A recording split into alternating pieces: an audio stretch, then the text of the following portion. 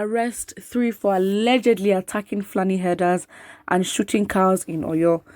Oyo State Police Command has arrested 3 suspects following the shooting of cows in the Eruwa area of the state. Spokesman of the command, Adewale Osifeso, said the suspects Okwemi Ajibodu, Shegun Dade, and Dare Adenle were found in possession of 2 Dane guns and daggers, among other weapons.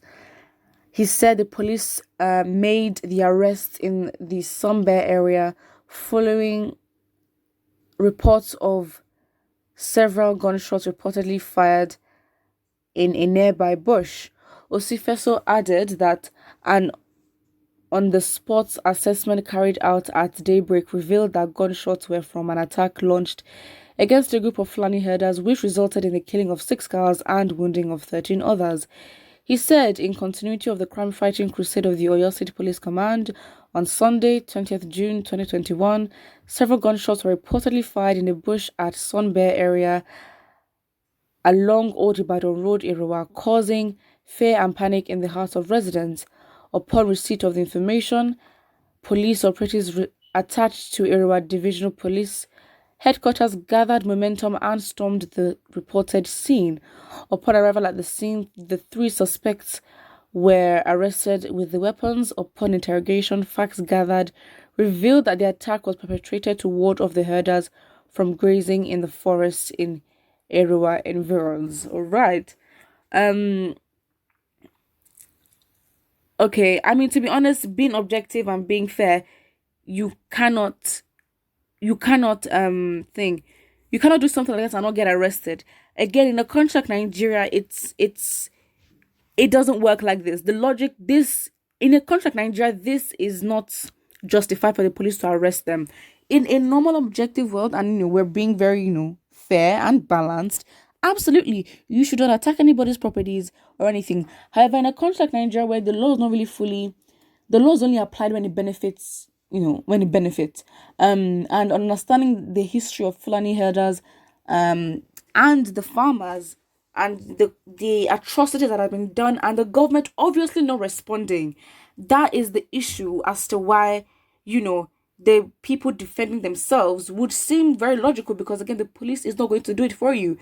Because of the negligence and the deafness of the government, you have regions like, for example, let's say the southeastern region where we have IPOB, they had to make and launch their own security network. Each region in the country has their own security network.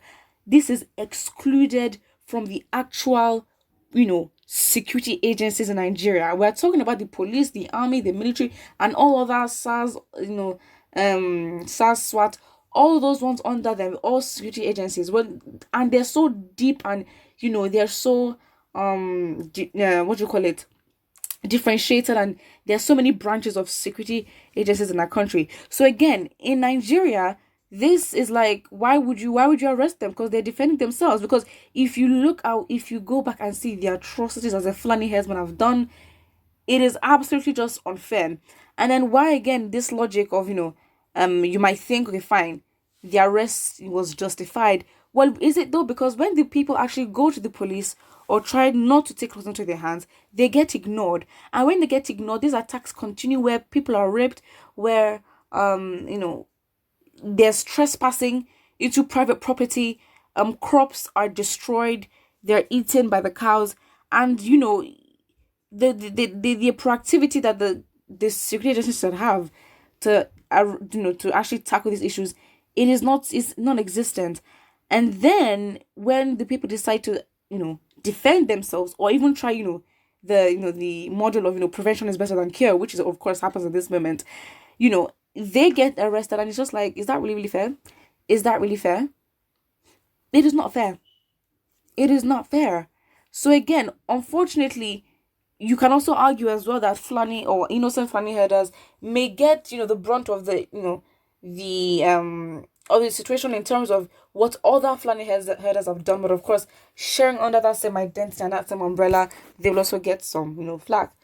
Somebody here says, you can now see the way Nigerian police operate. If it's a Fulani people killing human beings, they will close their eyes. I think what is even more ironic is that it is allowed. I don't know why, for some reason, it is allowed, it is justified, it is I think the best word I can use is allowed. It's allowed for people like Sheikh Gumi to come out and defend Fulani herders, and then justify the fact that because the country is obviously not where it's meant to be, and because the country is suffering, this then justifies or allows for criminalities like this to happen.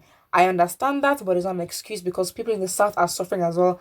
And when it comes to cases like this, I even said it before, if the south were to be as criminal as this, it would probably be because their criminality has made international news. I'm talking, okay, fine. I'm not saying that, again, don't misquote me or, get the wrong idea. I'm not saying that the southerners of Nigeria, the southern part of Nigeria, the people there are better criminals or are more advanced criminals. But if they were to be criminals and it would become a national issue as, as it is right now because of the North, it would be because it made international news and the way in which they carried out their criminal activity was innovative. And I know, again, we are talking about Nigeria here, so things might not really make sense. But for Nigeria, it makes sense. So again, I'm just like, listen, it's like, is the hypocrisy in all these things? Because again, you can't defend, the clearly and evidently guilty, And it's just like, for this to now make national news and then say that it is because of how the country is. Again, the Southerners are suffering too. We're all trying to work under the same economy and under the same government. So there is no excuse. It just is what it is like that. Somebody here says, is that forest where the animals were killed a ranch? Why didn't police enforce a law on open grazing as well? Enforce a law? Actually, was it the southeastern governors or the south itself that banned open grazing? I am not sure.